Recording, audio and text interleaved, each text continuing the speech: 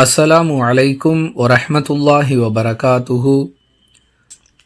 ஒருவர் நல்ல முறையில் உலு செய்துவிட்டு வேறு எந்த எண்ணங்களுக்கும் இடம் கொடுக்காமல் 2 ரகாத்துகள் தொழுதால் அவருடைய முந்தைய பாவங்கள் மன்னிக்கப்பட்டு விடுகின்றன என்று அல்லாஹுவின் தூதர் ஸல்லல்லாஹு அலைஹி வஸல்லம் அவர்கள் கூறினார்கள். அறிவிப்பவர் உஸ்மான் ரதியல்லாஹு அன்ஹு. நூல் புகாரி, ஹதீஸ் எண் 1934. அன்பிற்குரிய அல்லாஹுவின் நல்லடியார்களே, நாம் எப்பொழுதெல்லாம் உலு செய்கிறோமோ அப்பொழுதெல்லாம் வாய்ப்பிருந்தால் 2 ரகாத்துகளை தொழுது கொள்வது நம்முடைய பாவங்கள் மன்னிக்கப்படுவதற்கு காரணமாக அமையும் என்பதை இந்த ஹதீஸிலிருந்து அறிந்து கொள்கிறோம். இது ஒரு சிரமமான வேலை அல்ல.